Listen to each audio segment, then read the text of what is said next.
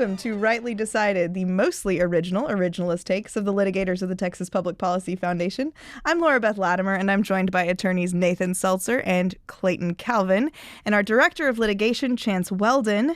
We are still unpacking the final drops. We have to backtrack a little bit because some of these cases came out a little while ago. Yeah. Still unpacking the final drops of the Supreme Court session 2025, October 2025. But before we get into that, just like 30 seconds before we started recording, Chance dropped some important lore about the Supreme Court changing how we refer to the Shadow Docket. What is this about? The Shadow Docket. They no longer refer to it that way. If they ever did.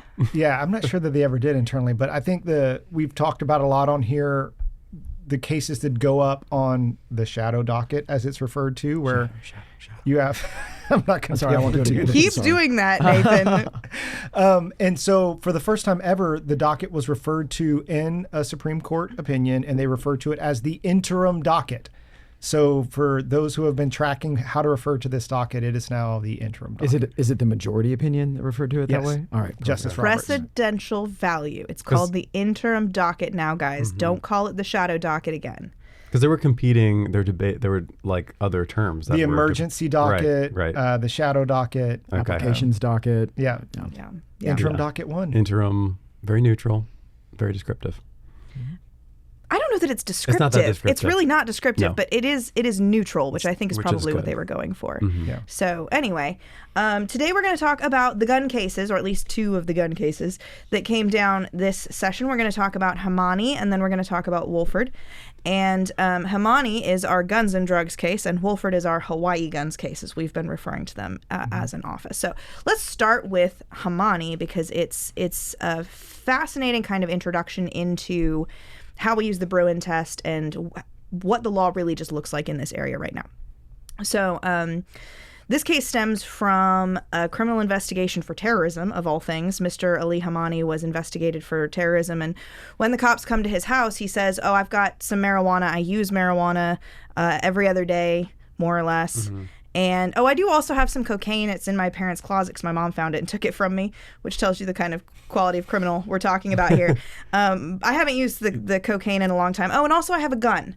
So he's in possession of this marijuana, in possession of this gun, and also sort of constructively in possession of this cocaine as well. He sounds like not a terrorist, maybe. I mean, I don't want to speculate one way or another, but Well, maybe. He wasn't ever charged with terrorism. Instead, what the feds chose to charge him with was possession of the gun as a regular user of marijuana. And he wasn't a terrorist, apparently. The government agrees with you. They didn't think so. Well, they thought they couldn't make it beyond a reasonable doubt, and I'm glad that they didn't try to bring a charge that they didn't think they could prove, but instead they brought chose a different one. to bring a charge that they could prove that was constitutionally suspect, and as we learn, spoiler alert, is constitutionally void. So this case deals with 42 U.S.C. 922 G3, which is the cousin of one of our statutes that we're challenging right now, 922-0. But G3 specifically prohibits unlawful users from possessing firearms. So it is a preemptive disarmament of unlawful users, specifically of controlled substances. So to analyze this question of, is this a violation of the Second Amendment, our challenge, if you recall, is a Commerce Clause challenge, so it's a structural constitutional challenge. This is not a structural constitutional challenge. This is a rights-based challenge based on the Second Amendment. And the question, is this a violation of the Second Amendment, is answered with the Bruen test. So Clayton, Chance, Nathan, who wants to volunteer to break down Bruen and explain how we use the Bruen test? I will volunteer Clayton. I was like, phew. So the Bruen test is a case from, I think, 22. Fairly recently, yeah. Fairly recent. It rejected any sort of means end scrutiny, which is what the court uses for a lot of other rights. Just say, like, is the interest important enough? Is it narrowly tailored to the interest, and so forth? They rejected that way of thinking about rights, and instead it said, first of all, we're going to look at the plain text of the amendment, the Second Amendment, and say, does this cover the conduct of the person in the case? And then if the plain text does cover, then we're going to put the presumption is going to flip over to the government, and we're going to say this presumptively violates the Second Amendment, but the government can rebut this presumption by providing historical analogs. There's some debate as to whether those analogs should be from the original ratification of the Second Amendment in 1790s or from the 1860s when it was incorporated against the states. But if the government can offer sufficient enough analogs, then they can otherwise uphold the law. And there's been a lot of debate as to how analogous the law has to be. And it's important. This is not like a novel way of doing interpretation for old documents. This is actually what state courts do all the time with old contracts. Mm-hmm. So typically, like, let's say you have an old business contract that goes back 60, 70 years to people who signed it, right. Maybe you're dead. You look at, the classic example is it's a contract for selling poultry, mm-hmm. which maybe in 1930 only included chickens. And so they say, well, clearly, and the question is, does it cover the sale of ducks? Right. And so on the face of it, poultry would include chickens, not ducks, and that should be the end of the analysis. But the court will allow one of the parties, if they want to argue that it does include ducks, to present contemporaneous action under that contract that sold ducks. So, for example, if they're like, I know it said poultry, but starting a year afterwards, for the next 30 years, we did ducks under this contract every year. Mm-hmm. And so we have overwhelming evidence that the original understanding at that point included ducks, even though the dictionary definition would have just included chickens. Then you could overcome that presumption. We do that in contracts all the time, mm-hmm. and they've just incorporated this sort of canon of construction of contracts into the text, like the way we do Second Amendment analysis. Which, as what we said on the podcast before, the reason that contract interpretation is like an applicable form of interpretation for the Constitution is because, as good Lockean classical liberals, we believe that the Constitution is itself a social contract. Yep. And so what we're trying to really get at is what were the terms that were assented to? What is because government is legitimate because of the consent of the governed. So what do they actually consent to? So this contractual method is the right way to go. Yeah, and the Second Amendment, the court says in this case, in Hemani, it says that the Second Amendment codified a pre-existing right. So it wasn't like they were creating this new right out of whole cloth, but the mm-hmm. colonists already had the pre-existing right to bear arms. And so we need to know what the scope of that right was at the time of the founding. And one of the ways we look at is what regulations were imposed on it, not just merely the text by itself. Yeah. I think that's a really important point. The question is, what does the word right mean, or what did the word right mean to the founders? Yeah. That's the question that we're seeking to answer in this whole Bruen test. The question is, what did poultry mean? The question is, what does right mean? What does the right to bear arms, mm-hmm. right? The right to keep and bear arms, what does that encompass? And so the first step of Bruen, like Clayton just said, is to say, okay, on its face, you look at the text of the statute, does it implicate the Second Amendment? The answer to that here very obviously is yes. If you are a certain kind of person, you cannot have a gun.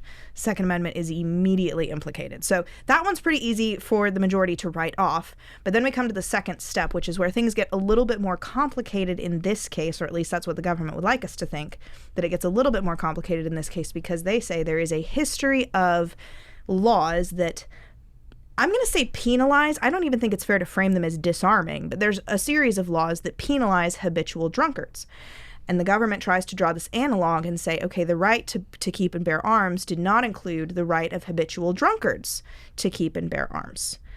And so therefore, we're going to use these laws to say that now we're going to say occasional users, sometimes mm-hmm. users of controlled substances can be disarmed. Well, Clayton, you're looking at me funny, and I'm concerned that I'm saying something wrong. No. I'm looking in affirmation because the guy himself said, Hemani, he said, I'm just an occasional user. Yeah. Well, go ahead. No, there are two kinds of historical analogs. So there's always you could disarm someone who's incapacitated. So there's a whole body of old laws that if you are like blackout drunk, they can take your gun away like while you can't walk.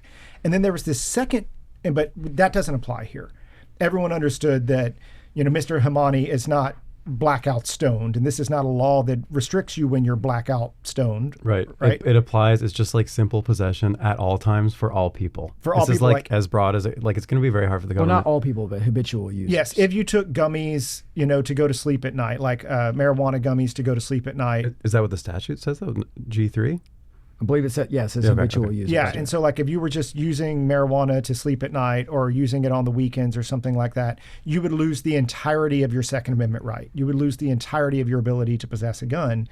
And so it's not like the blackout drunk laws, right? And then there's a second body of laws to say, okay, well, it's not those, but there's this other body of laws that said if you were a habitual drunkard, they could also disarm you. And so the question really becomes, is this law like the habitual drunkard laws? I just want to clarify the language of 922G3 a little bit. So it covers anyone who is an unlawful user of, addicted to, or addicted to a controlled substance. So there is a distinction between the unlawful user of and addicted to. Importantly, and the court goes to great lengths to stress in this case, they are not dealing with the addicted to prong. That's right. They are only dealing with the unlawful user prong. And the government in oral argument tried their very hardest to clarify by unlawful user, we mean regular user or habitual user. Yeah. We don't mean someone who is used marijuana one time when they were 18 and is now 42 and wants to buy a firearm. That's not what we're talking about here. But the language of the statute itself, to be fair, the plain text is unlawful user of. Yeah. And I think you could say anyone who has at some point in the past used a drug is an unlawful user of The a drug. government might be making that argument as a litigation tool As a here, strategy, yeah. But in another case, like they can still they can change their interpretation. And I think if you take it outside of the context of guns for just a minute, it sounds really crazy. Like if we were talking about, say, the First Amendment, it's like, oh, if you've eaten a marijuana gummy or whatever, now you lose for the rest of your life your ability to speak freely or go to church or, any of the other rights that we ordinarily I mean, think you're of. about to walk right into Employment Division v. Smith with that argument, though. No, but I think just the average person on the street, if you ask them that question, if you ate a marijuana gummy one time or if you experimented with a drug one time, do you lose the ability to speak on matters of political concern for the rest of forever? Everyone would think that was clearly unconstitutional. I mean, to be fair, like, the Second Amendment and guns implicate safety and other things where other people's rights are at stake. But the line is like, historically, is habitual, is these drunk. Well, yeah. And I was just saying, like, as sort of table setting before we even get to the historical analogs, the type of hill that the government has to overcome. Like that we were just doing ordinary textual interpretation. You're in a weird spot. But they're arguing for this sort of bespoke definition of the right to bear arms based on these historical analogs about historic drunkards. Yeah. So let's dive in a little bit into these historical analogs and kind of tease out why these are different. So first of all, I said none of them, I hesitate to say that they even disarm because on their face they don't. What they allow is imprisonment or posting a bond. And I suppose as part of that bond, you could say you're not allowed to carry a firearm. But what they actually allow is the imprisonment or the institutionalization of habitual drunkards. And I think there's an important, there's a reason that there is a reason that the government creates an analogy between imprisoning someone and disarming someone. Nathan, what would you say is probably that reason? Yeah, so I think some of those laws historically did allow disarming in addition to, but I think it's important that those are connected. Like when you lose your freedom because of a criminal act or a public wrong, which they don't go into public wrong here, but I think it would be important, something we could maybe draw out, that when you lose your freedom, that you're also going to lose some of your rights. Like when you're in prison, you don't have all of your First Amendment rights. You obviously don't have your Second Amendment rights when you're in prison. And we should expect that. Like we can't let prisoners carry guns. That right? would be crazy. That would be crazy. So the loss of freedom, in other words, if the law doesn't rise to the level that they can take away your freedom, then it probably doesn't rise to the level that they can take away your constitutional right to carry arms. So. Yeah. So basically, if we can put you in prison for it, it follows that we can take away your guns for it. Right. Do you think that breaks down at any point? Like, are there any examples that you could think of that we could imprison someone that we wouldn't necessarily be able to take away their guns for it? I mean, just conceptually, a prison sentence is like for a time only, whereas I don't think the statute has any sort of limitation. Like we can temporarily deprive you of your arms. So the statute, that's interesting because the statute seems to be interpreted that they'll temporarily, while you're a habitual user, you lose your rights. But then if you were to stop taking the drug, then you would be able to start carrying guns again. However, to your point, if you violated the temporary prohibition, like say you're a habitual user and then you were carrying a gun and then you got busted for that, then one of the punishments could be that you would permanently lose your right to bear arms. Yeah. Yeah. So as we are looking at what constitutes a good historical analog, we're looking both at the why a statute was passed and also how it functions. With respect to this first one that the government presents, they present, okay, well, we could imprison habitual drunkards for a time. Just on its face, does that meet the how or the why of 922 G3? Do we get to, is this a good time to talk about like what is a habitual drunkard? Yeah, I think it is. Go ahead. Like there's a lots of lore from the founding of how much alcohol some of the founders even drank, but certainly people in general drank at the time. And this is from Gorsuch's opinion, his majority opinion. It's really fun to read, but go ahead. But like one of them was that that Adams drank a tankard of hard cider with his breakfast every morning. Thomas Jefferson, as all great men do. Yeah, like Winston Churchill. Yeah. I wish I had a tankard. A tankard, right by now. the way, is a pint. We had to Google this. Yeah, it's a pint. It sounds more. It sounds like a lot more. Yeah, but it's still a lot for breakfast. Just say tankard. That's a lot of hard cider for It's less than a pony keg. But yeah, it's less than a pony keg. And Thomas Jefferson said he was a light user of alcohol because he only had 3 or 4 drinks at night after dinner. So these people drank a lot, but they were not remotely considered habitual drunkards. Right. Habitual drunkard is someone who's loses their ability to make choices for themselves because they're so addicted to alcohol. These are the stumbling, drunk anytime they get money, they throw away their whole life in order to you have something. A habitual drunkard was, I'll just have like the text of exactly what you're saying. A habitual drunkard is somebody who, someone for any considerable part of his time was intoxicated to such a degree as to deprive him of his ordinary reasoning faculties or make him incapable of conducting his own affairs. That's a very high bar. There's also just a great little shout out to one of my favorite founding fathers, unsung hero Benjamin Rush, who described a habitual drunkard as someone that if there was a cannon between me and my rum, I would run in front of that cannon to get my rum. Like that's the extent that we're talking about here. Yeah. This is someone who is legitimately and truly addicted to alcohol. So the question is, if you come into Mr. Hemani's house and he says, oh yeah, that marijuana, I use it every other day, maybe, kind of. He doesn't sound like someone who'd run in front of a cannon to get to the marijuana, to me. I don't know. That is the standard. It's in the majority opinion. His mom straight up took away his cocaine for some period of time. So like clearly, if he wasn't willing to run, he's not willing to go through his mom. He's not willing to go through a cannon for sure.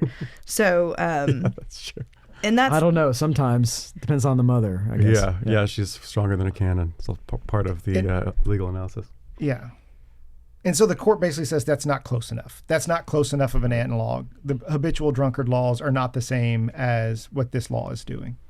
And there's an undercurrent that Justice Gorsuch comes back to on the why side. So that's the how side. But on the why side of they were keeping these people from injuring themselves and others. But there's no evidence in this case of dangerousness. You haven't presented any evidence that somebody who occasionally uses a controlled substance is dangerous. And then we get into this discussion about controlled substances and why that particular term, specifically because it cross-references the Controlled Substances Act and the different schedules of the Controlled Substances Act. Why doesn't it matter for Gorsuch's purposes that the government is coming in and saying, yeah, but this is actually about dangerousness. We're actually trying to prevent dangerous people from having guns. I mean, just because the government says it in litigation doesn't make it true.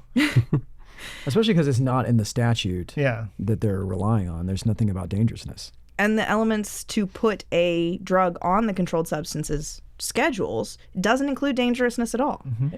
I think Justice Barrett at oral argument really blew up that whole line of reasoning about dangerousness when she made the analogy to Ambien, which is a prescription drug. And she said, okay, say that there's a wife gets prescribed Ambien, she's using it regularly, and then her husband takes some of her Ambien without permission unlawfully. So he's violating the law. He's an unlawful user of Ambien. Is he more dangerous by taking her prescription than she is? Because she's a lawful user, he's not. if he's dangerous, why isn't she dangerous, et cetera. And so that doesn't make, just because you're an unlawful user of a drug doesn't mean that you are dangerous, inherently dangerous. So even if they were trying to even if they could insert dangerousness into the statute, the statutory text doesn't really allow for that distinction to be made. Mm-hmm. Yeah. So So that goes to the how, and the government says, well, our how is dangerousness, and Justice Gorsuch says that's not good enough. And ultimately, Justice Gorsuch concludes, you haven't given us good enough analogs to prove that this is a legitimate. How do I phrase Analog. this? That this is a legitimate analog. Your analogs are not good enough to prove that this was not part of the right that was protected at the time that the Second Amendment was ratified. Yeah. So therefore, your statute violates the Constitution, and we'll go ahead and strike that down. And also importantly, at the time too, a lot of these analogs that the government was presenting afforded some sort of due process, Right. like Pre-deprivation due process. So if you were deemed to be a habitual drunkard, you'd go before some sort of court like board or body and be like properly convicted and deemed of that beforehand. But this doesn't. The government here argued that the text of the statute, as they could argue in any litigation, just automatically says that you are hereby deprived of your ability to own a gun. You're violating this statute if you own a gun from the time that you exhibit this behavior, regardless of whether you've been from the minute you deemed to become an unlawful user. Yeah. Without any process on behalf of the government, you can't own a gun. You have like no. That's a ridiculous due process standard. Like you have literally no idea. Like the government could list some substance as a controlled substance, and you wouldn't know that, and you might have it in your possession, and all of a sudden your guns are no longer lawfully possessed. It could list sugar, for example, because it causes diabetes, and now they regulate sugar, and then the unlawful possession of sugar means you don't get to keep your guns. I mean, that is literally. And you wouldn't know about it. Yeah, that's how strong their argument is when they say like, because we said it's, because we said it and we listed it, that's enough. That just can't be the standard. Yeah. And like it's not analogous. More importantly for the Bruen test, it's not analogous to even the statutes that they had at the time that did, imprison people and take them away from their guns. Yeah, and I know some people, on different podcasts push back against text, history, and tradition like a lot, but. You have to remember that it's the government here that's trying to get around the text. We're not deciding what the text is based on these legislative analogs. It's an escape hatch for the government to be more restrictive on a right than the text would allow. Yeah. And so if they're going to do that, if they're going to, utilize that escape hatch, the government's going to bear the burden of showing a pretty convincing analog, just like if you wanted to argue that poultry included ducks instead of just chickens, you would have to show a pretty conclusive, widespread, universal acceptance at the time the contract was ratified that it included ducks as well as chickens. Yeah. So all told, we end up at 9-0 for the outcome of the case, but we do have a couple of concurrences, and I want to start with Justice Thomas's concurrence because it hit home. He sees us. He sees us. Feels so seen. He sees us. He brings that exact same structural claim that we are bringing in our machine gun ban case. Nathan, you made a happy sound when I said we were going to talk about this. So tell us about Justice Thomas's concurrence real quick. So his really simple concurrence. He says, as a matter of both original meaning and the court's precedents, this statute appears to exceed Congress's enumerated power to regulate interstate commerce. In other words, before we get to any kind of Bruen analysis or can we take away someone's guns, can Congress pass this regulation at all under their enumerated powers? Because we know that Congress and the Constitution enumerates powers to the government, and that one of Congress's enumerated powers is not you can regulate guns. Mm-hmm. So they go to their sort of go-to for any time that they want a power that they don't have. They go to the Commerce Clause, and Justice, what a way to say that. Yeah, and Justice Thomas is saying, accurate. Not in this case. They can't just, because importantly, this is a federal statute, so this is not a state statute, which would be you have the police power, and it could go pretty much up to the boundary that the Second Amendment creates. This is a government of more limited and enumerated powers than state governments. So in the first place, you have to ask the question, does the government even have this power in the first place? He also kind of cast doubt on the concept of a jurisdictional hook, which I thought was interesting because this particular, so Justice Gorsuch in a footnote just in passing says this was passed pursuant to the Commerce Clause, and one of the elements is that you have to prove that some part of this was used in interstate commerce, whether it was the drugs or the gun or something was in interstate commerce. And that hook was good enough for the majority opinion, but Justice Thomas says that it might not be. Chance, why does Justice Thomas think it might not be sufficient? Well, he opens the door. He opens the question of if Congress just adds a jurisdictional hook to something that otherwise would exceed its commerce power, is that enough? I haven't thought through much whether or not that's true or not. I know that all of that, and this is like going way far afield, and I didn't know we were going to talk Lopez Morrison here today. But you're always ready. Yeah. You're always ready have to it on talk the top Lopez of your mind. Morrison. yeah, and so there are multiple. So Lopez Morrison is our Commerce Clause jurisprudence. So the cousin of this statute was the prohibition on having a firearm in a school zone. And this is the famous Lopez case, which was the first case to strike down anything under the Commerce Clause for decades. And it said the federal prohibition on possessing a gun in a school zone was unconstitutional. It's literally the same statute as this statute and as the statute that we're challenging in another case.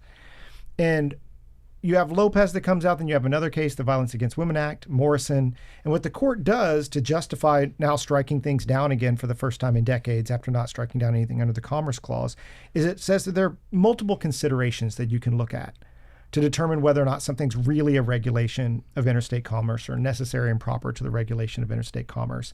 And the first one is like, does it regulate economic activity? And then the second one is, does it have a jurisdictional element that ties it to interstate activity in some way that you would have to prove in each individual case? And there's another one where there are congressional findings that said that this affects interstate commerce. And then is there some sort of meaningful limiting principle that would prevent this view of the Commerce Clause from swallowing everything and allowing the federal government to regulate everyone from cradle to grave? Those are sort of the factors. And the court's always said, like, no one of those things is dispositive, but we kind of look at all of them together. And the court's always said that just the fact that there's a jurisdictional element by itself doesn't necessarily make it constitutional. Yeah. And Justice Thomas just repeats that here. Whether that's true in this particular case, I haven't given much thought to it.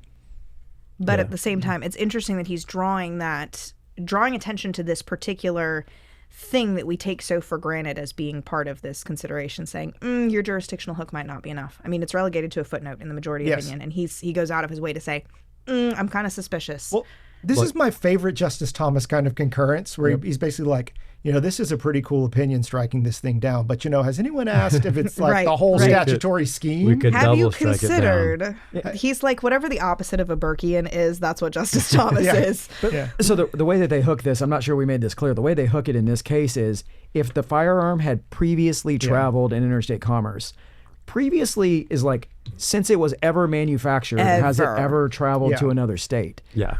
That's broad. That's almost every firearm. It's almost everything in the country at this point. So that can't be your version of a jurisdictional element. Is this a regulation? And he says if that's the understanding, then it converts the congressional authority under the Commerce Clause to a general police power of the sort retained by the states. And that's what Lopez said. So he's just basically saying, if we're talking about jurisdictional hook, the court needs to put some meaningful scrutiny into what that means. Like, at a bare minimum, it needs one of them, but we have to examine and make sure that it's actually true. It's a real jurisdictional hook. And he also points out the majority, I think, relies on this case Scarborough to make that point about the jurisdictional hook and say, this suffices.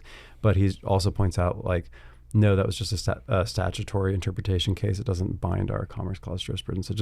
It's sort of a vague, point of reference, but like we're not bound to it.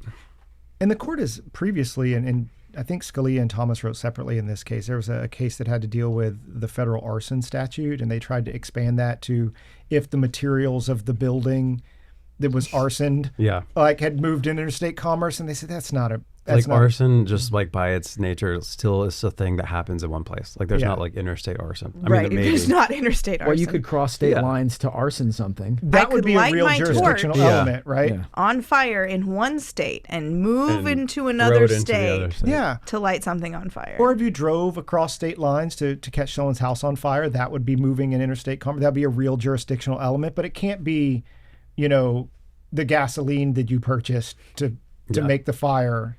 Yeah. By the way, we do know that arson's not a verb. We're just being funny. Yeah. Okay. Yeah. It's but not a do verb. we know what the verb is? To arson. To commit arson. Yeah. To arsonize. That's so boring, though. I think we should petition to make arson a verb. Since we lost let's, Shadow Docket, let's talk yeah. about Justice Jackson's concurrence. She echoes a lot of these same arguments in Wolford, and I know we're going to talk more about what she has to say in Wolford in a minute, but let's start with Justice Jackson and how she feels about the Bruen test generally. I think we can all probably guess that she is not a big fan. So what she does, in her opinion, is essentially just go through and say, okay, I believe that means end should still be the standard. That Bruen means was end wrong. scrutiny is right. Bruen was wrong. But analyzing these exact same facts under means end, we get to the same place. And also, she does this interesting thing where she takes all of the points that are made by the majority and says, this is just means end under a different name. You're doing it the same way. I don't know that I think she's right about that, but it is an interesting tact that she takes. Yeah, she's like, this is the classic concurring dubitante, right? Like, I'm not on board with this test, but I'm kind of bound by it. So she says, instead, to pass a new firearm regulation, legislatures and their lawyers are, as a practical matter, forced to trawl through inconclusive and incomplete historical records in search of evidence they can only hope will satisfy this court. That's her. But okay, The tiniest interesting. violin. Like, playing sorry, for government guys. lawyers. It's like, okay, so this test could feasibly be abused if someone were not sincerely applying it or didn't have enough information. But then the alternative you have to consider of means end is like, if you think history and tradition can be cherry picked and manipulated, what about means end? I mean, it's basically just Right. saying like, I'm making this like cynical critique of the history and tradition test, but that's because I want to do the very thing I'm accusing them of actually doing with the history and tradition test, which is imputing their own subjective balancing test. Can you explain just to the audience real quick what the means ends test is and why it's subject to that? Because I think there's, again, other podcasts that defend means end scrutiny as opposed to many text history and reasonable tradition. people will do that. But yeah, I mean, it's just a tradition, just a totally court invented, if I'm not using too strong a word, tradition of doctrine that applies various levels of tiers of scrutiny to constitutional rights. And for certain rights, it asks, is there a compelling government interest? And is the law narrowly tailored to that interest? And if so, then the government can burden that right. So, and then there are lower tiers of scrutiny as well. So it's basically just the court sort of juggling subjectively on its own moral intuitions. And now I'm using very strong language. Yeah, what's a compelling interest? Yeah. What does it mean to be narrowly tailored? Mm-hmm. So in this case, it'd be like, oh, here's a right that exists, and we agree that this regulation is contrary to the text of that right. And then the question is, did the government have a good enough reason? Yeah. Yeah. And did it tighten the regulation closely enough to that? But that's not typical judging. That's not understanding what a text means. That's literal policy making. Yeah. And it's- Balancing one interest against another. Yeah. It sort of contravenes the basic premise of constitutional rights in the United States that holds that constitutional rights are jurisdictional bars, like absolute bars on government power. Like philosophically, we just don't think government has power to do this, and uses a more Canadian. Now I'm using really strong language. Yeah. Canadian or British, like other Commonwealth countries, judges just sort of like they can sort of second guess the law, and then they say, well, it's a balancing test, and we can violate your speech if we think that it's important enough. But yeah, it's not judging. It's in politicking. England's case, at least, they don't have the benefit of a written constitution, which they could do at any time. They could give themselves one, but it's hard to know what the judges so are supposed simple. to do when their jobs are not defined. Yeah. Okay, so very, very quickly, Justice Alito and Justice Kagan, who are strange bedfellows, I think, have a very brief concurrence as well, saying, hey, marijuana use is just like alcohol use. Marijuana use today is just like alcohol use was back then.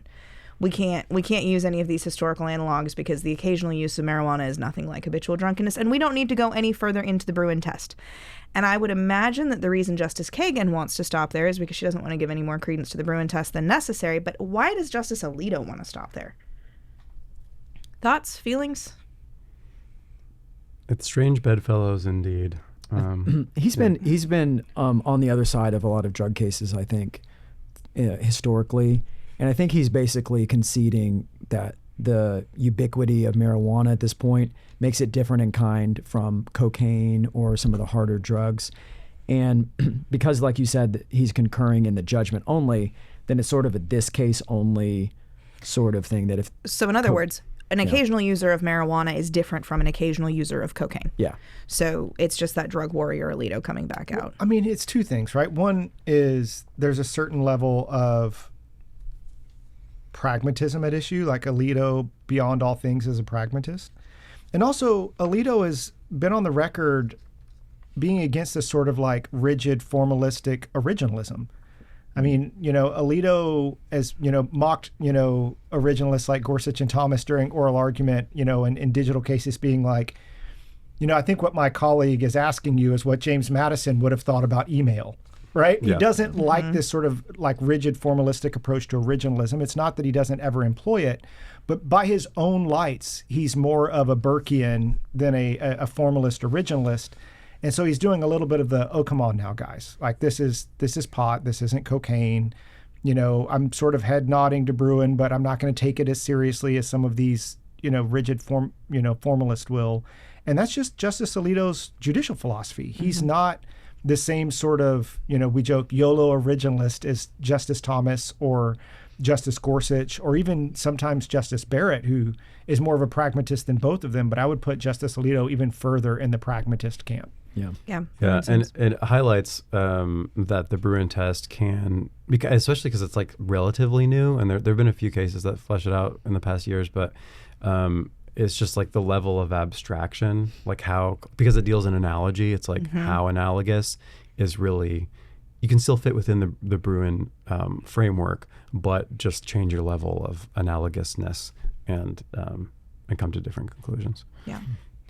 So speaking of Justice Alito, he wrote our next case, Wolford versus Lopez, which is our Hawaii gun case. Nathan, do you want to break down the facts of our Hawaii gun case for me? Yeah, this one's pretty simple. So after Hawaii has restricted gun rights and possession of firearms for a long time. Under McDonnell, which came out a few years back, the ability of Hawaii to just directly restrict firearm possessions was significantly curtailed. And so they passed a new law, and that law said that in order for you, like say you went into property that was open to the public, it was private property though. Like a Walmart. Like a Walmart. Then you could enter, but only if you had a firearm, you could only bring the firearm onto privately owned but public property if they expressly said like guns allowed here. If the owner of the land expressly if the owner said that, yeah. So like think about if you walk into certain like a liquor store or something like that, it'll say on the sign, no guns allowed here. If you're here. listening in Texas. If you're in Texas, yeah. Yeah. And many states, it'll say no guns allowed here. They would have to sort of have the opposite sign in place. It would say guns are welcome here or something like that in order for you to bring, or Please the owner, bring your guns. Yeah, the owner have to like give you verbal permission to bring it on. And if not, then your possession of the firearm on that, even though it's public property, that your possession on that privately owned property would be criminalized, and you could be subject to jail time and all that kind of thing. Yeah, so it flips the normal kind of rule where it's like you have your constitutional rights out and about anywhere in public, but then when you go on private property, it's still private property. They can revoke their consent about whether you have guns or not. And this flips it. So it says the default is you're not allowed to bring onto private property unless you do have consent. And of course, like in Texas or in really every state, the presumption is that if you're going onto a private, like if you're going into a Walmart or you're going to any place that doesn't disallow you from carrying firearms, that you are allowed to bring them. And everyone kind of understands that if the owner of the property doesn't want you to bring firearms on their property, you can't. Like it's just it's very simple. And so they sort of flip it in this case, like you said. Yeah. So again, the court turns to the Bruen test because that's how we do Second Amendment claims. And turns out step one, which was really easy in the first case, is a little bit harder here because on its face, this isn't, or at least so claims the dissents, this isn't a case about firearms. This is a case about property rights, right? Property and consent, yeah. Property and consent. Is this a case about property and consent, Clayton?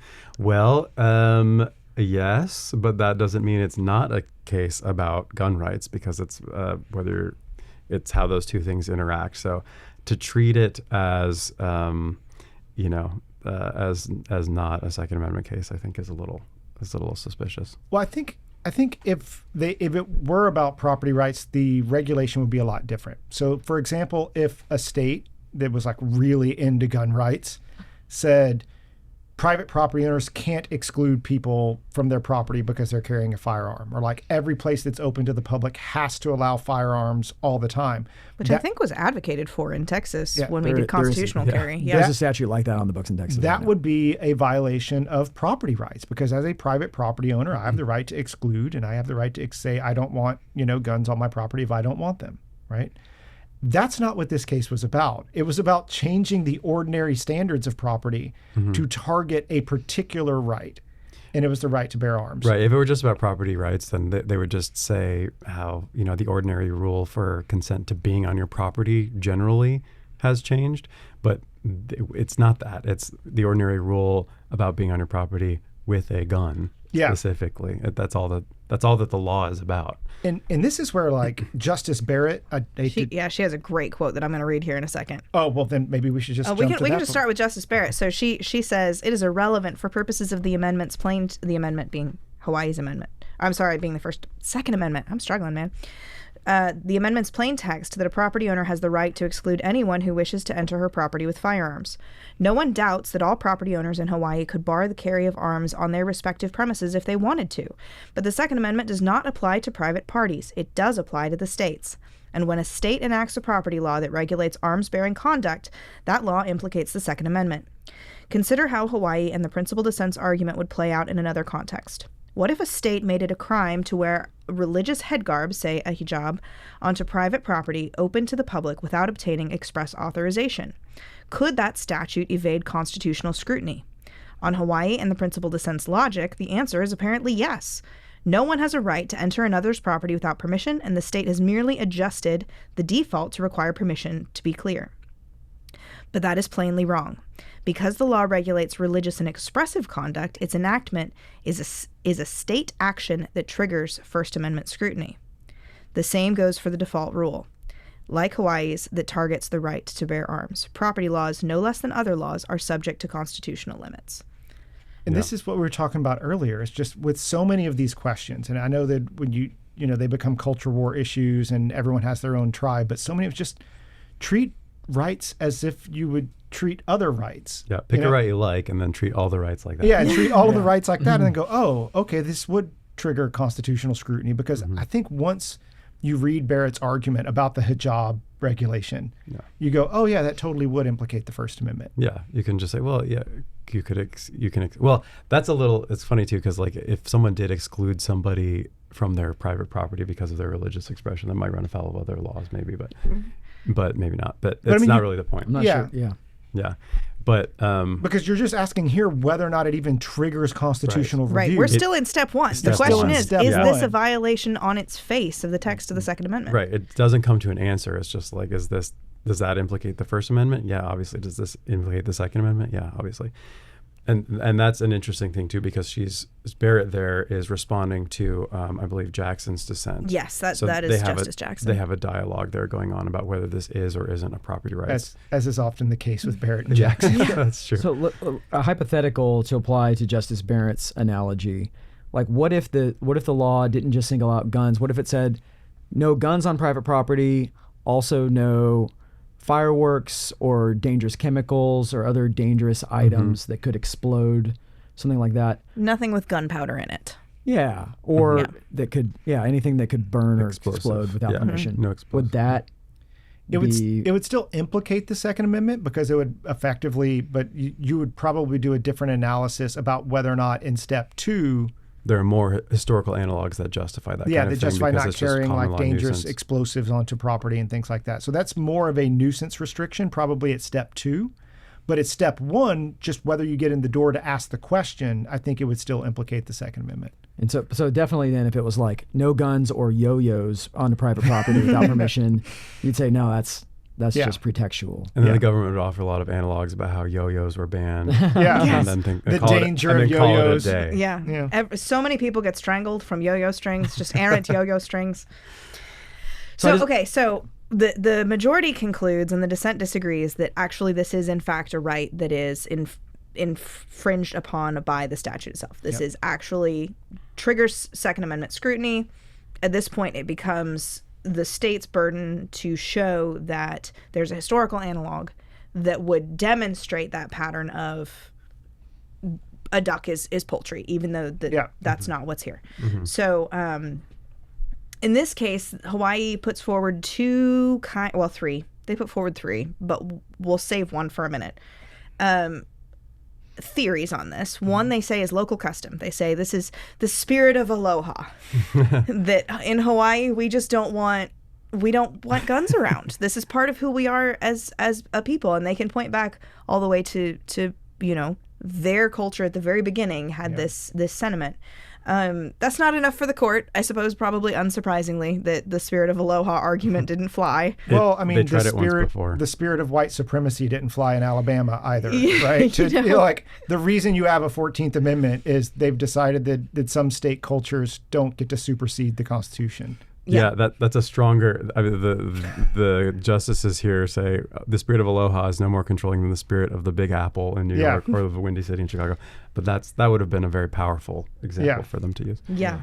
Well, they didn't probably want to, because they do have to say some things about the black codes in a minute. So the second argument that the government Hawaii raised, is 18th century anti-poaching laws. And I at least found this to be reasonably persuasive in Justice Jackson's dissent, that these are actually sort of analogous. So in the 18th century, there were laws that prohibited, or that did the same burden shifting, prohibited the bringing of firearms on rural farms, rural land that's privately owned, unless the landowner had given express consent. And some of these have references to poaching specifically, and some of them don't. Some of them just simply say, rural land, no go unless you get consent. You can't bring a gun on this property. But none of those properties were open to the public, right? So it was like, if you're on private property with a gun, the presumption is that you're engaged in poaching, right? I mean, that's not a tight analog to once you've opened something up to the public, what the defaults are. Right. I'm not poaching in a Walmart. Yes. I'm not. Probably not. The presumption is also not that I'm carrying my gun into the Walmart to commit some sort of crime. Right. That's, at least that is the implication of the Second Amendment, is that the carry of firearms is not criminal. Yeah. But it's also like, it's almost incidental, because you're already trespassing. If you're on their property at all, you were violating their rights. It's a little bit different. Yeah. But I can see why you think that you find that a little bit more persuasive. It's a little bit more persuasive. It's still within the Bruen framework. It's just a different level of abstraction in the analogy. Right.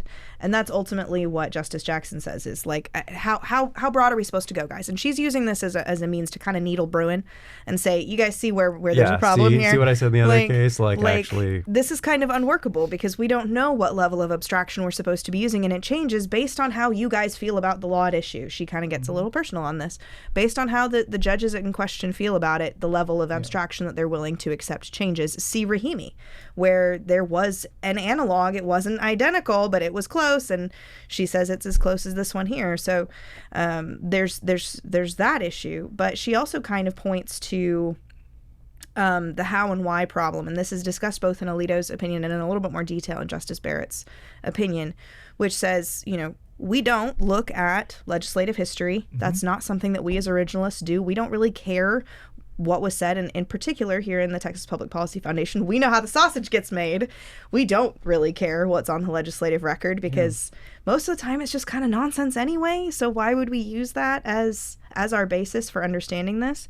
So when we start asking the question of why, how is that different from just saying we're going to look back at the legislative history and say this is what was intended and this was not?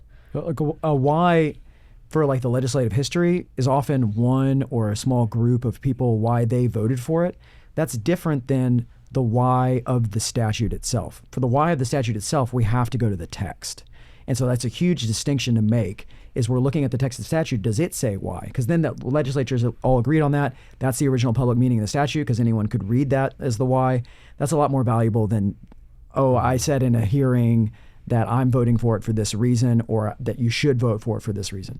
Yeah, although some statutes don't have their like express declaration of the purpose of the statute. A lot do, but not all of them. And when it's ambiguous, the normal canons say you can actually resolve that ambiguity with legislative history. But it is a lot shakier and more it's like doesn't always help. Well, but there's also something else that's going on. The reason we hate legislative history is because legislative history is often used to determine the meaning of a text. Yeah. Right? They're saying like, oh, the words don't mean what the words on the page would normally mean. We're looking at this legislative history to interpret like what that statute itself means. Here the question is does this statute that exists create an exception to the text of the Second Amendment? And there you're saying, okay, well, we're trying to figure out what the right is. And so if we're trying to say like what these analogs are that could provide an exception to the right, you're doing a completely different exercise. Mm-hmm. So let's say, for example, you're looking at, the right to own property, to take it out of the culture war thing altogether, right? Everyone knows that the right to own property includes the right to use it, but not the right to create nuisances. Okay. And so if you just look at the how of statutes, you sometimes won't understand how that plays out. So like you just look at an ordinance that says no wooden buildings in San Francisco in the 1850s. And you can't take from that to say like, now I can ban wooden buildings in, King Ranch, 40 miles away from everything else because I don't like what they look like. If you're trying to say that that's an exception to the right to use property, you have to say, what is it that this is doing? Mm-hmm. And there it was a nuisance in the 1850s in San Francisco. It would have been a nuisance prevention ordinance because of fires. Yeah, nuisance being something that harms other property owners. Right. Yeah. Right. It wouldn't have been just we don't like wooden buildings. It wouldn't be that there's a wooden building exception to the property right that's protected by the 14th Amendment. It's that the cities have the authority to restrict nuisances. And so they're doing that. There is where the why matters. You're not trying to understand what the ordinance text meant. You're trying to say, is this the type of thing that would create a category of exceptions to the text of the Second Amendment or the First Amendment or whatever that. And in order to do that, you have to understand what that ordinance is trying to do. I think looking at the legislative history, even in that context, could still be dangerous and could lead you down the wrong path. Yeah. So before we close, because we're getting close to time here, I do want to talk about this last argument and category of arguments that the Hawaiian government raised, and that is Reconstruction era black coats. And Justice Jackson takes a lot of pot shots at the majority for dismissing these and saying we're not going to consider the Reconstruction era black coats. And admittedly, Justice Alito does some hand waving here, and it's just like we don't. No. And these were laws that were passed, and one of the things they did is they prevented either all people from, or they prevented on black their people. Face, prevented I'll black start with people. Yeah. So they prevented black people from owning firearms, or they prevented all people from owning firearms, but was only enforced against black people. Yeah. And so, or in certain counties where it was mostly black people. Yeah. So those laws were very directly analogous, really. Yeah. Yeah. They're on point. Both the how and the why are on point. However, there's an assumption that the majority doesn't really break down with any clarity that these don't apply. So, Chance, what's the best argument for why the Reconstruction era black codes shouldn't be considered as we're doing this Bruen analysis? Why are these not appropriate historical analogs? So I think two things. One, there's just not a ton of them, right? They were isolated. They're not nationwide. And many of them are targeting directly black folk. So they're directly discriminating against black people. And we knew that those were unconstitutional the moment they were passed. Because they were violations of the 14th Amendment, or because they were violations of the Second Amendment, or both? Or I think both. And I think the argument that, they clearly violated the 14th Amendment, the ones that discriminated on their face. We could talk about the ones that didn't discriminate on their face in a second. But the other thing is that no one really, if you go back through the treatises at the time, no one would have argued that sort of disarmament was satisfied the Second Amendment. Yeah. They just wanted to carve out an exception for black people because of racism. And so we don't use that as a way to interpret the text of the Second Amendment because we know that the people who wrote those codes weren't trying to satisfy the text of the Second Amendment. Yep. They were trying to violate the text. They knowingly were violating the Second Amendment. So then to use that as evidence of the Second Amendment's original public meaning is slightly disingenuous. And there's been It's cases. sort of like go ahead. it's sort of like the Alien and Sedition Act. We Yep. don't use the Alien and Sedition Act to interpret the First Amendment because we know that when it was passed at the time, everyone and their mother was saying this violates the First Amendment. Right. And the Federalists who passed it wanted to do it anyway. Yeah. And the same thing is true of the black codes. No one thought if you applied those laws to white people that they would be constitutional. But because of the racism inherent in the time, they were writing them to take the rights away from black people. And so we don't use those laws as a way to interpret the original public meaning of the Second Amendment. Yeah, And the analogs themselves, like we kind of have to assume that the analogs themselves that the government offers are valid. I mean, if they're invalid for even other reasons, then they just are not good. Yeah. If we're going to evidence. use them as an analog, then they have to be valid. Yeah, Right, like the analogs clearly have to fit within the Constitution themselves. And there's been a lot of unconstitutional laws that have been passed over the years.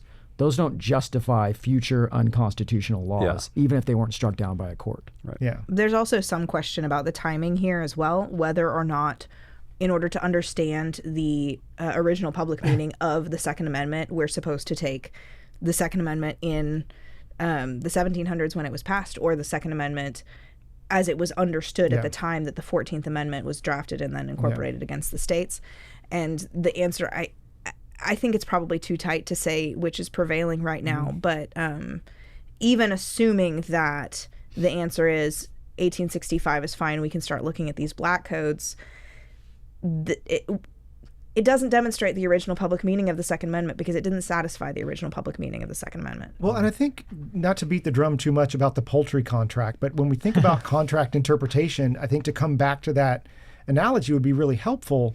So in order to overcome the presumption that the text means just chickens, you would have to show a whole lot of examples of post-ratification of the contract selling ducks. You'd have to show it again and again and again that this was the agreed upon meaning. The black codes are more like, there were a handful of times that you showed up with a gun and forced me to take ducks, right? Yeah, And then yeah. we're going to use this unlawful activity as evidence of the original meaning of the contract. That's not how we would do contract interpretation. That's a good analogy. And yet that's exactly what they're trying to do with the black codes. And so, again, this isn't something weird that conservatives are making up because they don't like the black codes, or that like, oh, look at this counterexample to Bruen. Yeah. We're just doing contract interpretation. And no one freaks out when it's a contract, but suddenly whenever you try to use these ordinary rules of like agency law or statutory or contract interpretation of the Constitution, if it's a culturally charged issue, all of a sudden it's crazy. And that's basically the thesis of originalism, only crazy when it's a culture war issue. Yeah, otherwise extremely reasonable. Otherwise extremely reasonable. Nathan, can you give us our final lineup on these two cases? Scoreboards. So you mentioned in Hemani, it was 9-0 that the law was unconstitutionally burdening the Second Amendment, but we had two justices concurring only in the judgment, so you could kind of look at it as a 7-2, and that was the one dealing with the drug user being habitual drug user being disarmed. And then in Wolford v. Lopez, which is the Hawaii guns case, 6-3 with the three liberal justices dissenting, and that court struck down this burden flip that prohibited the carrying of firearms onto publicly open but privately owned property in Hawaii. Boom. Perfect. Boom. Nice. All right. Well, thank you guys for joining us today, and thank you listeners for joining us. If you enjoyed our conversation today, please leave us a review. Let us know what you think about the debate as to whether we should be looking at the 1700s or the 1800s to do originalism the right way. And join us for next time for more Rightly Decided.